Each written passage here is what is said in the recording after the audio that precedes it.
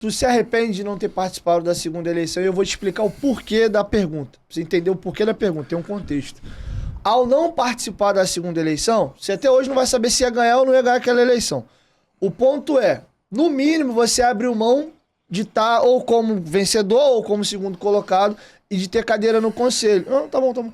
De ter cadeira no conselho. E de uma certa forma, você não se sente responsável pelo a forma como o Vasco foi vendido, porque você abriu mão de ter alguma cadeira, seja 120 ou 30. Pô, Jaguinho, isso é muito pesado, né? Não, é uma pergunta. A gente não sabe o que pode acontecer no futuro. É uma pergunta. Naquele momento ali, se eu participasse da segunda eleição, eu acho que eu tinha estofo pra ganhar. Acho que a gente teria ganho a eleição. E tu acha que foi um erro não ter participado? Não sei se foi um erro, Dieguinho, porque naquele momento ali a minha avaliação foi a seguinte. Como advogado, eu compreendi que a liminar foi completamente irregular. E por que ela foi irregular? Porque você não pode ir ao STJ para requerer um recurso contra uma decisão monocrática de um membro de um tribunal de origem, da onde você está recorrendo. Isso não existe, isso é proibido. Não existe essa hipótese constitucional. Você só pode ir ao Superior Tribunal de Justiça se você tiver uma decisão colegiada para recorrer, ou seja, teria que ter tido uma decisão da Câmara do Tribunal de Justiça do Rio, nunca uma decisão de um desembargador isoladamente. Então, aquela liminar, ela foi irregular. Tanto foi irregular que ela foi cassada pelo ministro Cuevas. Só que ela só foi cassada às 10h30 da noite do dia 14. Por que ela só foi cassada às 10h30 da noite do dia 14? Porque o ministro que deu a liminar, ele ficou sentado em cima do processo até sexta-feira. Se ele tivesse liberado o processo, logo depois dele ter dado a decisão, até porque ele deu a decisão no plantão, que era considerado uma urgência. Então era obrigação dele liberar o processo para que fosse distribuído para um relator qualquer a ser sorteado imediatamente, mas não. Além dele dar uma liminar irregular, ele ficou sentado no processo segunda, terça, quarta, quinta e sexta. E eu tinha que me programar, vou ou não vou, não, mas amanhã, aí os advogados, não, mas amanhã ele vai liberar, e ele não liberava, amanhã ele vai liberar, e não liberava. Se ele tivesse liberado o processo antes, se tivesse sido sorteado, como foi para o ministro Cuevas, que cassou a liminar que ele deu, suspendendo a eleição do dia 7, não teria nem havido eleição dia 14. Então ali eu estava numa situação, em primeiro lugar, desse ponto de vista dessa análise jurídica. Em segundo lugar, eu achei que seria extremamente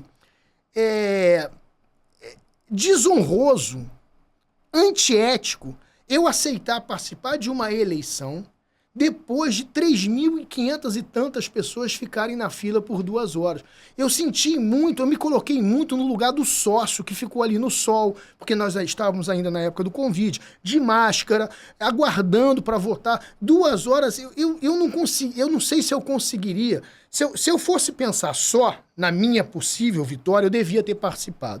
Mas naquele momento ali eu pensei muito, eu me coloquei muito no lugar do sócio que ficou na fila, Dieguinho.